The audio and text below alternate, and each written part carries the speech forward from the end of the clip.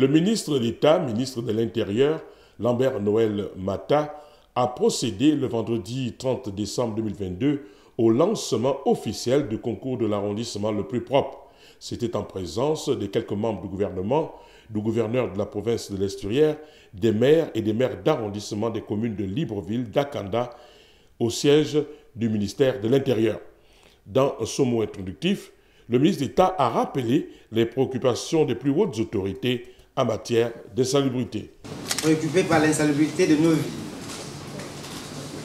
le président de la République, chef de l'État, son Excellence Ali Bongo Ondimba, à le 12 septembre 2022, interpellé et instruit le gouvernement à rechercher des solutions durables à la pauvreté de notre cadre de vie et a en même temps institué dès cette année le concours national de l'arrondissement le plus propre. À l'issue de cette annonce, le gouvernement, par le biais du département ministériel dont j'ai la charge, tutelle des côtés locaux, a réuni les maires du Grand Libreville et instruit les gouverneurs de province à relayer cette très haute instruction du président de la République, chef de l'État, auprès des membres des bureaux des conseils municipaux en leur qualité de gestionnaire de nos villes et donc compétiteurs à ce concours.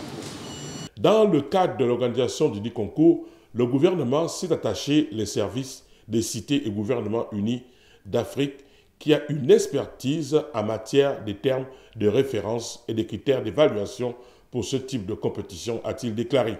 Le ministre d'État n'a pas manqué de donner les modalités de la compétition. Les arrondissements seront évalués sur des critères objectifs et mesurables, classés en 4 catégories, à savoir l'organisation institutionnelle et opérationnelle. Ce critère vise à renseigner l'existant des arrondissements en termes de cadre institutionnel et de dispositifs opérationnels, à savoir le service d'hygiène, de propreté et entretien de l'environnement. Le second critère, la gouvernance collaborative et la communication avec le citoyen. Ce point renvoie à vérifier les schémas de communication conçus par chaque arrondissement pour mieux diffuser et sensibiliser les populations sur la nécessité du respect des horaires de sortie des déchets au point de ramassage et de revêtir les comportements civiques dans le traitement des déchets. Troisième grande catégorie, l'hygiène et la propreté.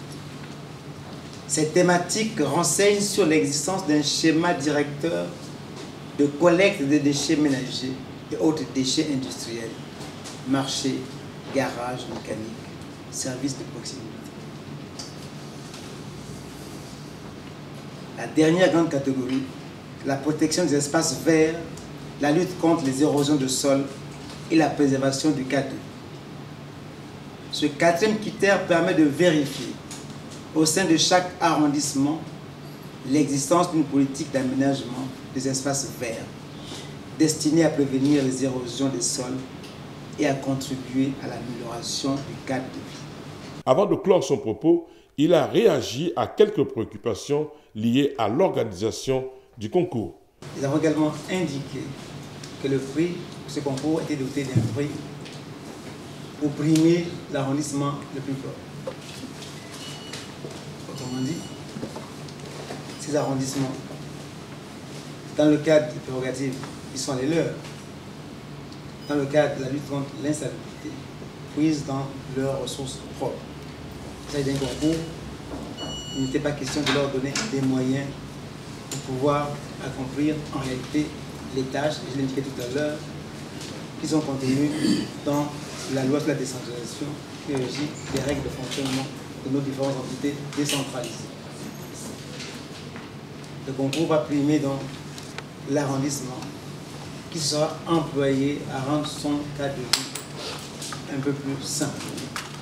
Et j'ai indiqué dans mon adresse que les critères retenus s'ils sont inexistants ou insuffisamment pourvus, ce concours est une occasion pour faire en sorte que nos collectivités locales, notamment nos communes, se dotent de cette infrastructure qui leur permette de remplir au mieux les tâches qui sont les leurs. L'objectif visé par le gouvernement est d'inculquer aux populations une véritable culture de la propreté. La dénomination du concours est le prix de l'arrondissement le plus propre, vert et résilient du Gabon. Il est doté d'un montant d'une valeur de 500 millions de francs CFA. Pour cette première édition, la compétition est d'une durée de 3 mois, de janvier à mars. 28 arrondissements de Libreville et 9 capitales provinciales du Gabon y prendront part.